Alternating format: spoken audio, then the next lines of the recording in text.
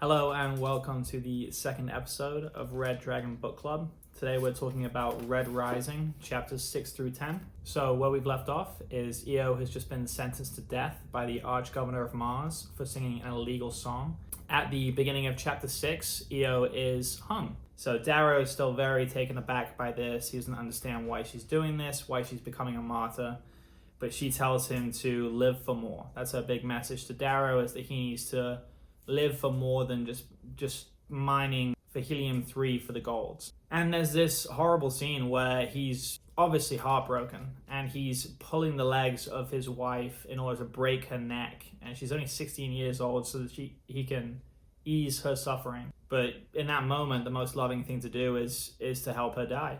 And he's devastated by this. And so that night he sneaks back to where she's still hanging dead in the public area, and he cuts her down because he is not going to leave her hanging there, even though that's what he's supposed to do. He decides he's going to bury her and forfeit his life in the process. So he buries her, knowing full well that this is going to cost him his life. And then very shortly after, he is taken away by the Greys. Now, on the way to recover Io's body, he meets with Uncle Narrel, who shares a drink with him and asks him if this is really what he wants to do.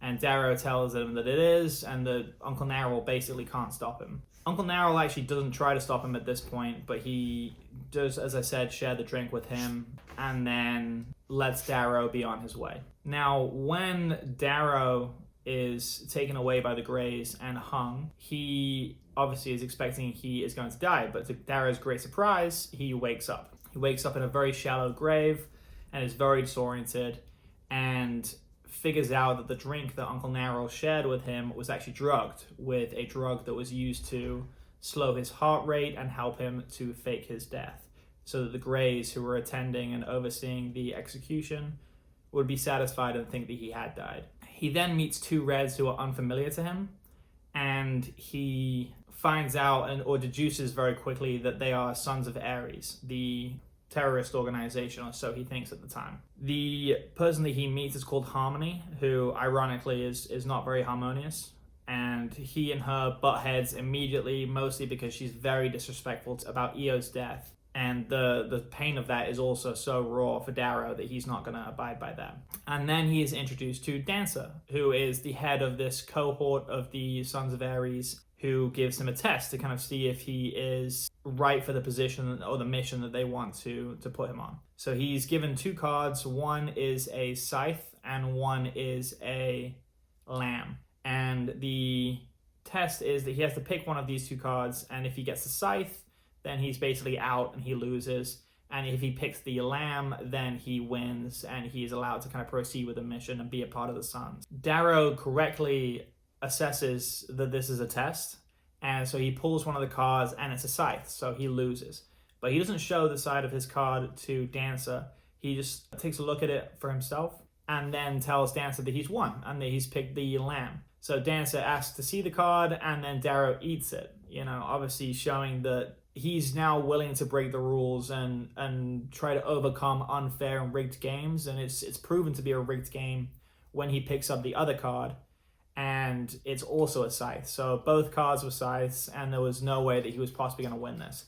But by showing the personality trait of being willing to, break the game or change the game or go outside the rules of the game because the game is rigged, then he is proving to be a perfect candidate for what the Sons need him to do. He also finds out from Dancer that the Sons of Ares have hacked the holocams and are projecting Io's execution and her singing the Forbidden Song to all of the hundreds of thousands of Red mining colonies across Mars. Now, Darrow basically says, how is this possible? There aren't this many colonies on Mars. But then the big reveal, Dancer takes him to the surface of Mars. And as the doors open on this elevator, it's revealed to Darrow that his whole life has been a lie to this point. The doors open and there are cities where there should be a barren wasteland. And Darrow is really hit with this truth that instead of being an uninhabited desert or uninhabitable desert, which is why his people were told they were slaving away in the mines of Mars. Mars has actually been fully terraformed, is fully inhabited, is a paradise for the other colors. So this betrayal really hits deep, and this is what really persuades Darrow that he needs to help the Sons of Ares. So then Darrow is trying to find out what his mission is, and Dancer basically takes him into one of the cities and goes to meet Mickey the Carver. And it's revealed at the end of chapter 10 that Mickey's job is to turn Darrow into a Gold so that he can infiltrate Gold Society and bring them down from the inside. And it's also revealed to him that 90 plus other Reds have died during this procedure. So it's very dangerous.